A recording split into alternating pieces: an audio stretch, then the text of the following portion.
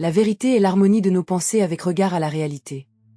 Ces mots de Johannes Kepler évoquent une quête incessante pour comprendre le cosmos. À la fin du XVIe siècle, une transformation intellectuelle ébranle les fondements de l'astronomie. Les anciennes idées d'Aristote et de Ptolémée sont mises à mal, et les savants commencent à questionner la position de la Terre dans l'univers. Ce bouleversement prend vie grâce à Nicolas Copernic, qui propose un modèle héliocentrique. Mais cette transition n'est pas sans défi face aux institutions religieuses et scientifiques. Kepler, lui, grandit dans le sud de l'Allemagne, fasciné par les cieux.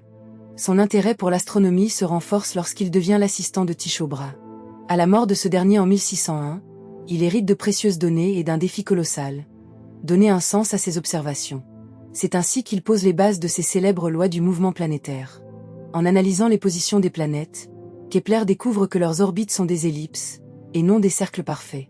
En 1609, il publie sa première loi, révolutionnant l'astronomie. Les planètes se déplacent sur des ellipses, avec le Soleil à l'un des foyers, écrit-il, défiant les conceptions anciennes enracinées dans la géométrie parfaite.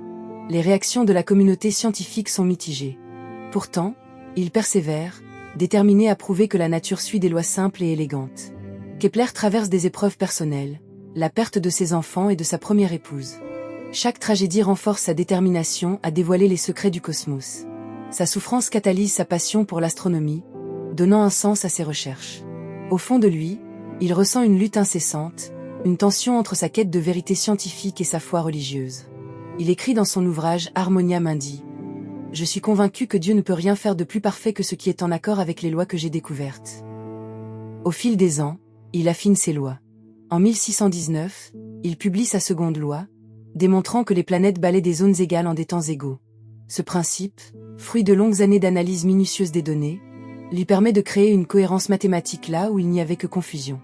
En précisant que la vitesse des planètes varie en fonction de leur distance au Soleil, Kepler établit ainsi une compréhension dynamique des mouvements célestes. La troisième loi, publiée en 1619 également, établit une relation entre la durée d'orbite et la distance au Soleil, révélant une harmonie cachée dans l'univers. Le carré de la période d'une planète est proportionnel au cube de sa distance moyenne au Soleil, affirme-t-il avec assurance, posant ainsi les bases d'une vision plus unifiée des mouvements planétaires. Les luttes de Kepler sont également intérieures. Confronté à l'angoisse de la solitude intellectuelle, il invente des modèles astronomiques qui remettent en question les dogmes en place. Né en 1571, son enfance est marquée par la perte précoce de son père, un ancien soldat, ce qui le pousse à se consacrer aux mathématiques et à l'astronomie, domaine qu'il explore avec passion. Son assistantat auprès de Brahe devient un tournant décisif. Les observations de ce dernier, accumulées avec une rigueur presque obsessionnelle, constituent des piliers de l'astronomie moderne. Mais Kepler doit composer avec un maître attaché aux doctrines géocentriques. Cette dynamique l'incite à transcender les limites établies par Brahe. Avec minutie, il réinterprète les mouvements célestes, chaque observation devenant une pièce du puzzle universel. Les épreuves personnelles de Kepler, entre perte et désespoir, nourrissent sa détermination. Dans sa solitude, l'écriture devient son refuge. Ses ouvrages, empreints de foi et de doute, annoncent une modernité qu'il ne perçoit pas entièrement.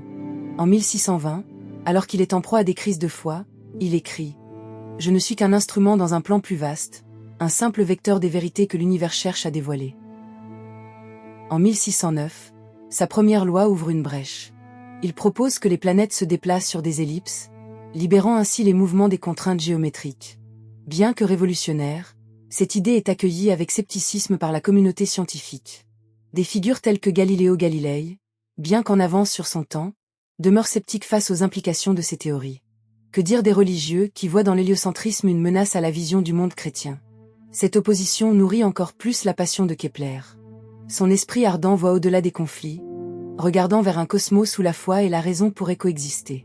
Les conséquences de ces découvertes sont immenses, influençant l'astronomie et ouvrant la voie aux réflexions de Newton. Kepler devient un symbole d'une recherche de vérité souvent parsemée de douleur et de solitude, mais d'une beauté inégalée.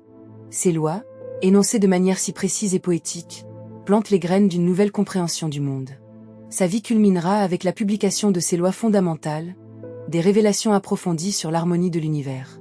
Ses œuvres exposent non seulement la façon dont les planètes se déplacent, mais aussi l'idée que l'univers peut être compris par la mathématique. Ce passage d'un cosmos chaotique à un univers ordonné est une contribution majeure de Kepler.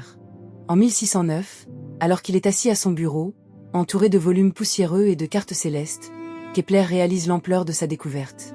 Les étoiles, les planètes, tout se met en place sous un nouveau jour. La révélation des orbites elliptiques marque une rupture. Les cercles parfaits, jadis considérés comme la norme divine, sont remplacés par des formes qui résument la complexité et la beauté du mouvement planétaire. Il se remémore ce moment avec une ferveur presque mystique. Comment ai-je pu ne pas le voir plus tôt? La nature n'est pas contrainte par des formes rigides, mais danse dans une fluidité mathématique.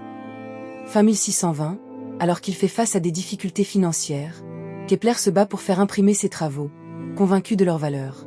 Chaque lettre qu'il adresse à ses pairs est chargée d'un mélange de détermination et d'angoisse. Dans sa correspondance avec Galiléo, il exprime son espoir. Si seulement nous pouvions un jour unir nos découvertes, le ciel lui-même pourrait devenir notre témoin.